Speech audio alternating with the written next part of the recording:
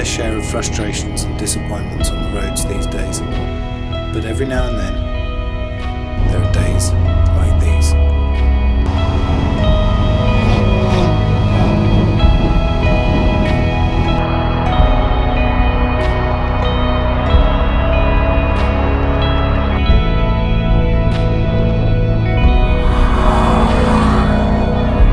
Two Group A rally icons back on their old stomping grounds in North Wales.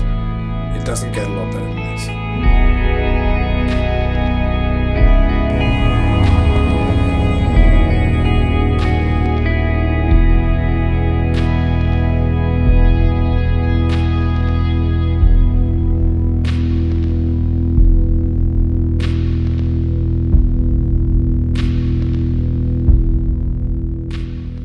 So where we left off last time was me being somewhat starstruck by the 22B, which remains a very special car indeed, and one of my all-time favourites. However, this time the conclusion was not so straightforward. So let's start with Sir Thomas of Mackinnon first. Arguably the more authentic rally car of the two. Certainly it was a true homologation special. But this is where things get a little bit complicated, because the Mackinnon is a true homologation car, but it's actually quite civilised for a late 90s rally car. Whereas the 22B is actually a sort of ultimate Subaru road car, inspired by the Colin McRae championship winning Pro Drive rally car. With its seam welded body, it is actually more like an actual rally car to drive.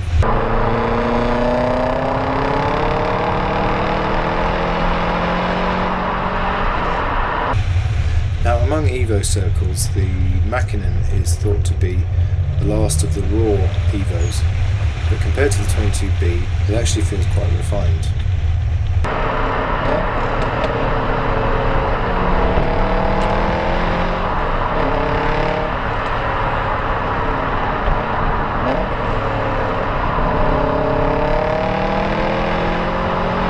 Compared to anything modern, however, or indeed the later Evos, it still feels pretty raw. With 5 closely stacked short gears, it feels very much like rally gearing. Perfect for British B roads, not so great on the motorway.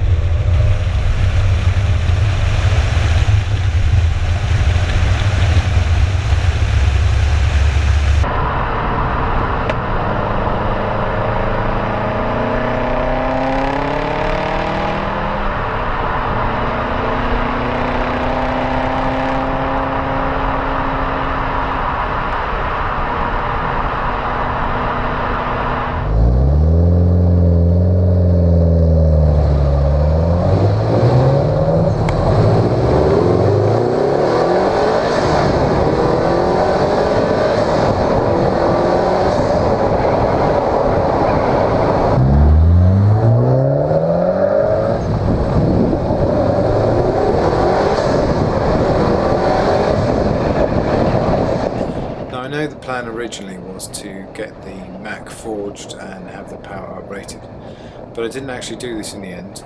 For some very good reasons, it didn't actually matter or affect this comparison, because when it comes to real British B roads, the Mac has a level of compliance that inspires huge confidence.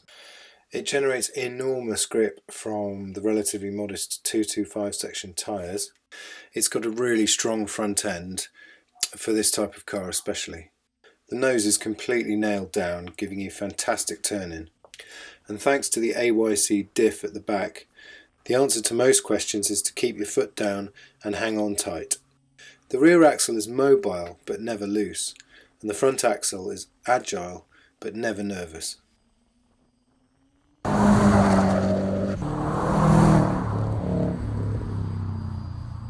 Altogether it makes for a devastatingly quick point-to-point car, as you'd expect, and you would never believe it's 16 years old by the way it drives. So what then of the legendary 22B, a car I used to own but haven't driven for at least 15 years.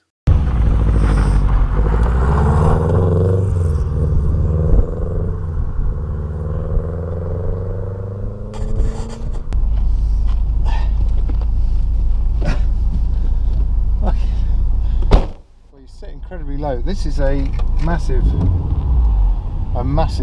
thrill for me to get back behind the wheel of one of my all-time favourite cars. So to Sam, who's now driving the Evo, thank you very, very much. Okay, Johnny's given me the keys to his Evo 6 Tommy Mackinnon edition, and I have given him the keys to my 22B. Hope this is going to work out well. So here we are at the Evo Triangle in a 22B. I'd pay a lot of money to do this. Paid some money, but not a lot. And I'm going to be following my Mac.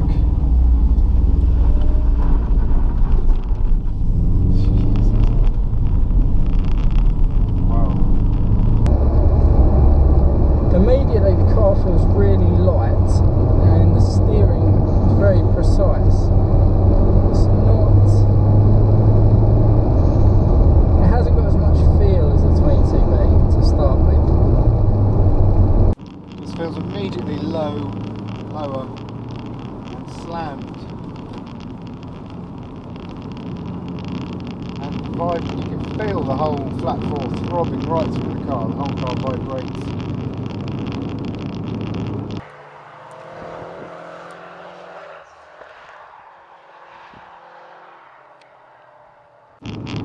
It's a little blue monster of a thing. Whole different set of noises to get used to. The steering is stunning, delicious.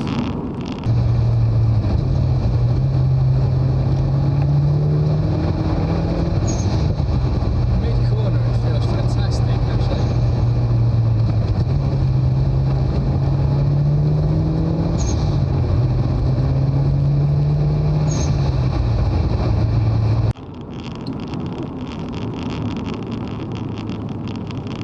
I was saying to Sam earlier how would there be any two other cars that we'd swap our two cars for today on this road? The answer is genuinely no. There are no other cars that we can swap them for. Look at this sonic blue lighting up in the sunshine. This is just petrol heaven. Okay, first impressions. It doesn't seem to require as much input or maybe driver involvement as the 22B. It seems to you select the angle you're steering into the corner and you just follow through with the throttle. You just keep your foot down and keep the steering in that position. In the 22B, if you do the same thing, you've got to be constantly aware that it could oversteer. And this does have a strange sensation around pivoting around the centre of the chassis, but it doesn't oversteer as such. It's quite fun though. Well, I'll tell you one thing, it's got more lag. It's a lot laggier than the Mac. It's titanium turbine. Heel and toe, no problem at all. What a sensational car. Oh. And it's just such a lovely size of car. Dimensions, we're on a road here that would be tying a supercar in knots. These cars are alive.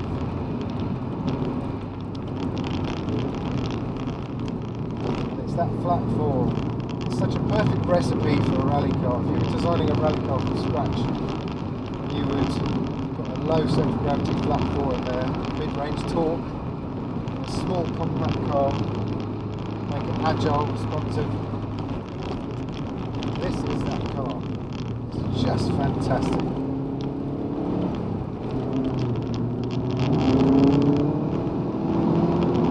There goes that torque.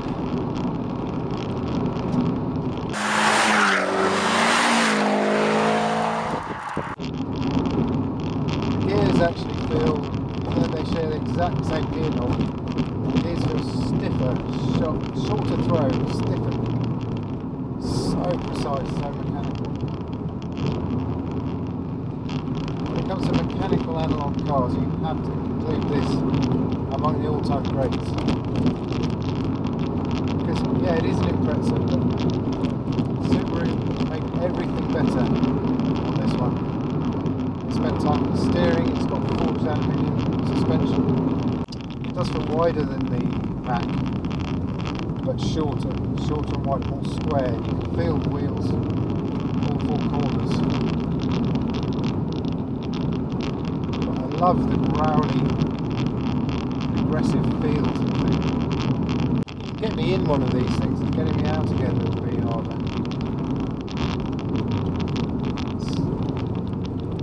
I could just keep driving. Watch Sam's face, worried face as I drove off. Of course, the value of these things is very high now, which is something we didn't have to think too much about a few years ago. But now you do. You're very aware that this is one of 400 ever made. What a lovely car. Pedal spacing is perfect. I love this Nardi steering wheel. I will have to admit that it's got a more clear communication through the steering than the Mackinnon. But something magic happens in the Mac when you get the speed up a bit. The whole car sort of switches on. It's very responsive. Feels up on its toes.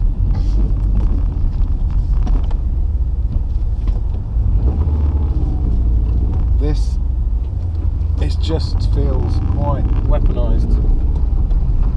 A bit more like an actual rally car rather than a replica.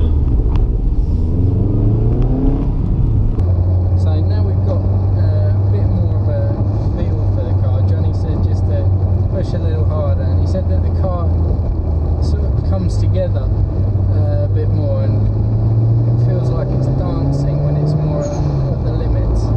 So hopefully we'll try that out.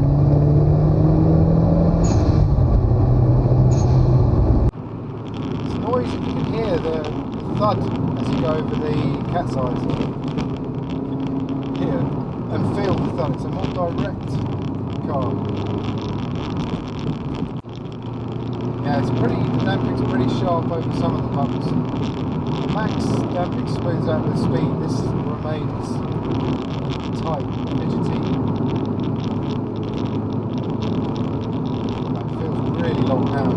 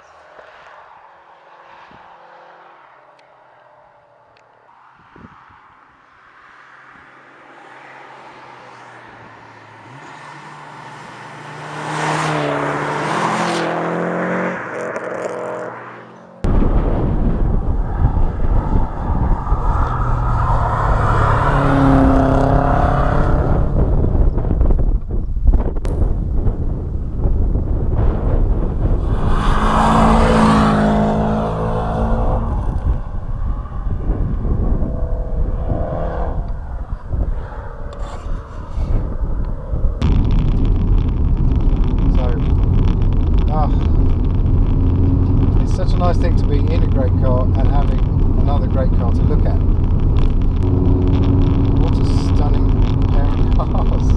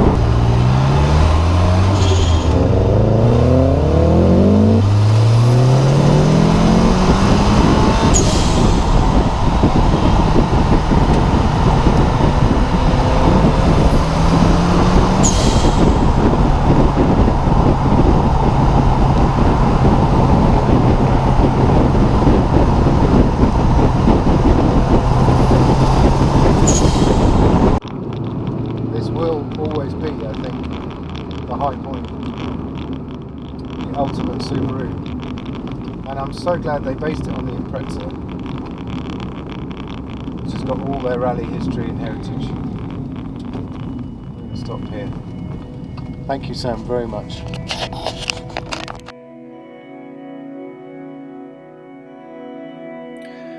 So what conclusions did we reach? Well, the 22B is the real deal. It's raw, it's communicative, it's aggressive, it's tenacious, and ever so slightly intimidating. It's everything you'd hope a rally replica would be, and more. Challenging A and B roads proved to be a real leveller between the two cars. Everyone who drove the Mac got out of the car with the same big grin and said the same thing. It inspires so much confidence. 16 years on, its sheer point-to-point pace can still take your breath away. I did the Mac an injustice in the last video.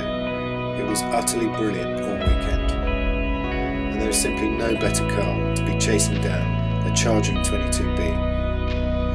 The ultimate Impreza still has the edge in a straight line, but if you had to drive down a road you didn't know, and you were in a real hurry, you'd probably take the Mac. So how do you choose between two of the greatest rivals in automotive history? Getting them together on some of the best roads in Europe proved one thing, once and for all, that you just can't beat having one of each.